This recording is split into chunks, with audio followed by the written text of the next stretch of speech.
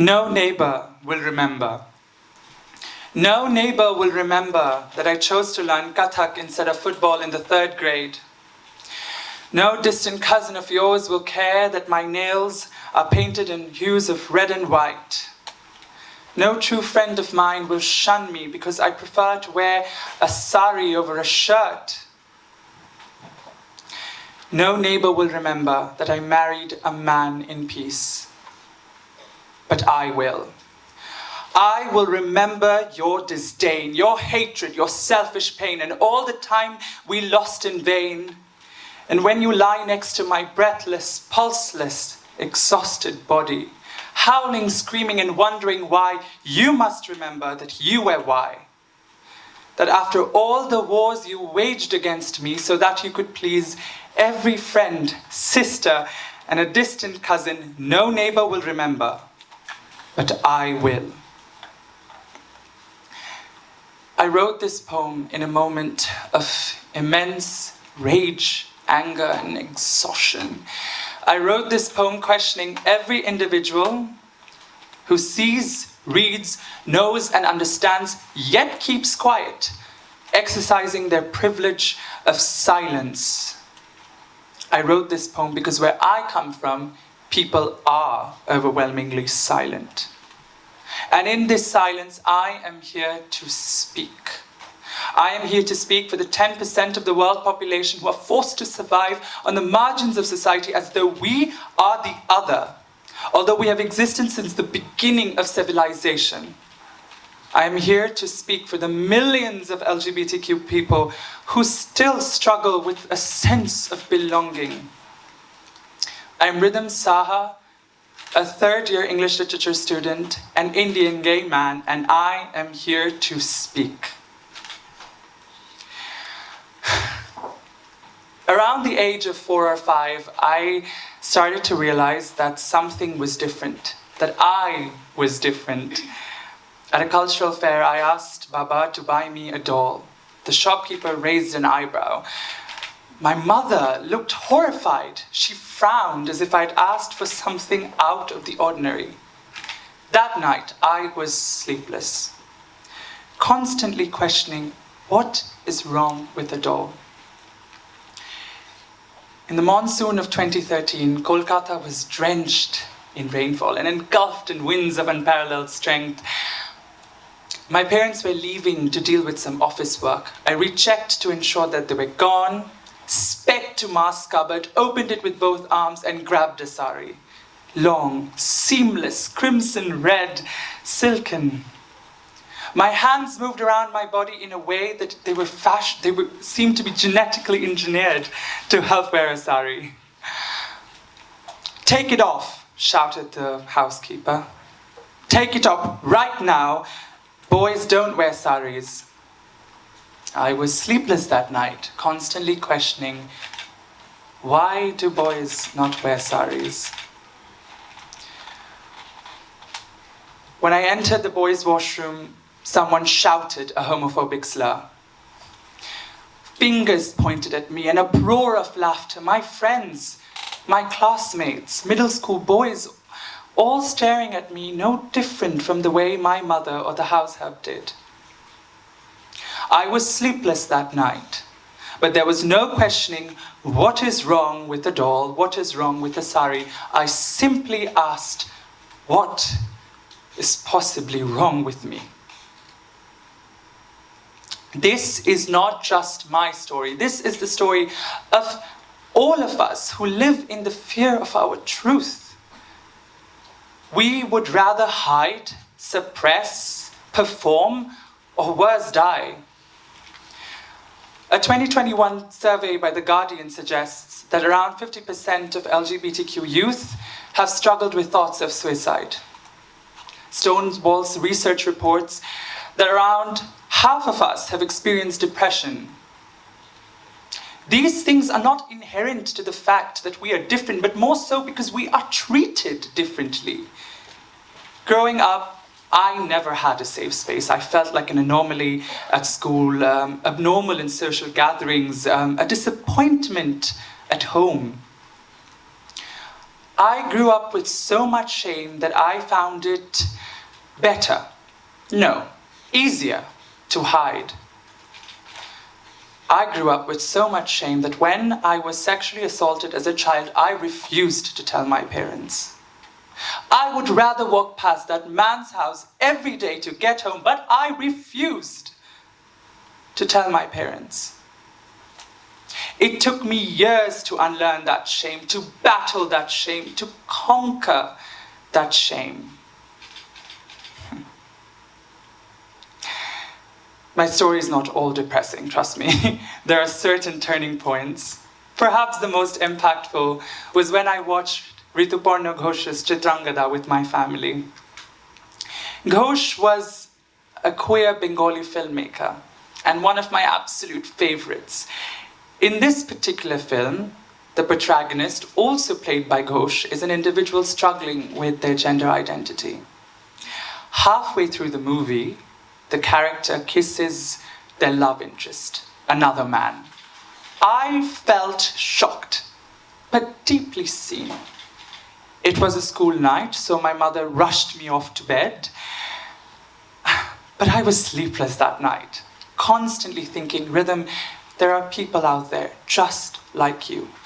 You are not alone. Seeing myself represented on the big screen and later in literature and media became my first source of strength when coming to terms with my sexuality. During my teens, I was deeply invested in reading stories written by and exploring queer identities, including your former poet laureate, Carol Ann Duffy. I was raised in countries where I was illegal, illegitimate, but voices and stories such as these made me feel counted, somehow made me feel seen.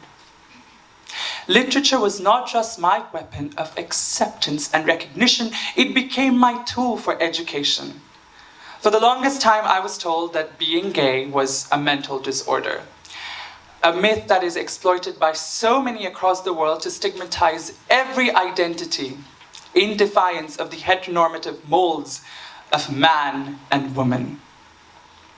Creating this horrific legacy of conversion treatments, of shock therapies, lobotomies that people like me are still subjected to.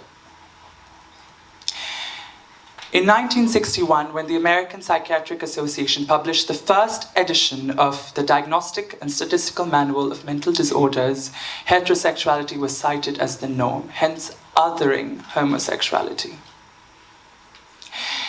In its recent publication in 2013, this claim is overturned since there are no inherent links between homosexuality and a mental illness, since being gay does not disrupt your ability to form healthy relationships, to function healthily, or cause emotional distress. But in the aftermath, we still see people like me being alienated from society, from politics, from the family unit. But what my most interesting finding was that homosexuality was not always considered shameful. There were a multitude of stances on the issue, but it was largely unopposed. The age-old Sanskrit text, the Kama Sutra, mentions a variety of sexualities and acknowledges that homosexual relationships, much like heterosexual relationships, are based on the bonds of love and trust. When I was 3 years old, I visited a couple of temples, and I was always surprised by the absurd acrobatic positions men and women were often sculpted in. But I was 3 years old, so what did I know about sex? In the ancient Greek civilization, freeborn men and women were encouraged and expected to engage in same-sex relationships, while in the ancient Mesopotamian civilization, transgender and bisexual priests were worshipped. So how did we come to this? How did we get here? From this culture of acceptance and inclusion to one of hatred and exclusion? Modern-day anthropologists and historians attribute homophobia to being largely an import of Western colonization, at least in civilizations that were formerly tolerant. In the 1990s, American researchers argued that homophobia was rooted in the fear of femininity, in the fear of passivity. With the rise of the AIDS epidemic and the broader politicization of sex, homophobia emerged as the ultimate litmus test for being moral. As political leaders around the world continue to perpetuate these systems of oppression and adopt a rhetoric of differentiation, what we see is no stop to the marginalization and ostracization of people like me. But it's not all bad. I firmly believe that education can be our most powerful asset to help dismantle and to help critique these colonial and societal systems of oppression.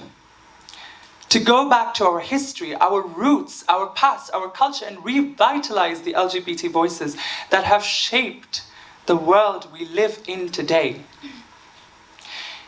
It is time to stop looking at difference as the exception. It is time to stop thinking of us as outside the box.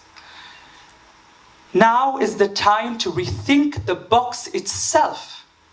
Why do we as a society, why do we as humans feel this need to encage people, to imprison them? For the longest time, I felt encaged. I felt imprisoned to an identity. And then writing came to my aid. I started writing at the age of 7. And my works were published in magazines and online. I performed at several open mics. My works were showcased in exhibitions. Poetry and writing became my way of feeling listened to, of feeling heard. In 2018, Author House UK published my first poetry anthology titled Blossoms. My passion for poetry also allowed me to discover my passion for public speaking. 10 years ago, I joined Toastmasters International, and I never looked back. The stage became my comfort zone.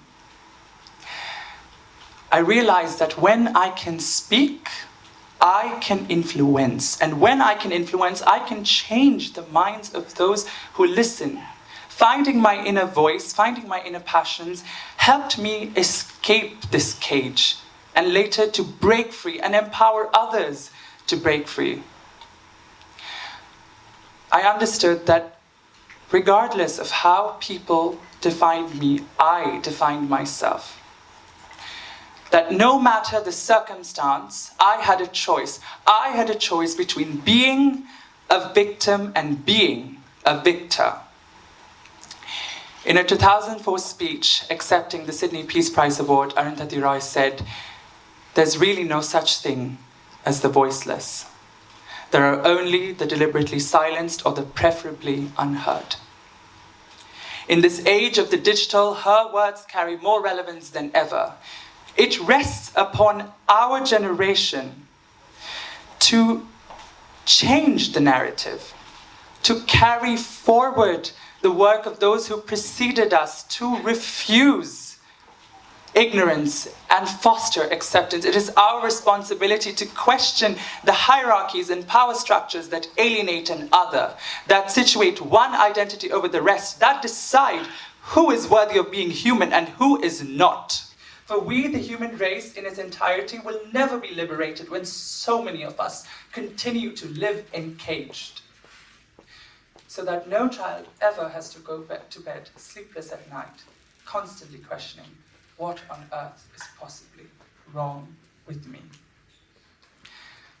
I'm a poet after all, and I think it is only fitting that I end on an optimistic note. So I end in asking you for a promise. Promise me that one summer day you will take me away to a place where the sky meets the sea, where man has not built another wall, an unkind barrier, a cruel boundary, where our love knows no reign, where the body is vast and free, to breathe, to belong, to merely be. Over to you.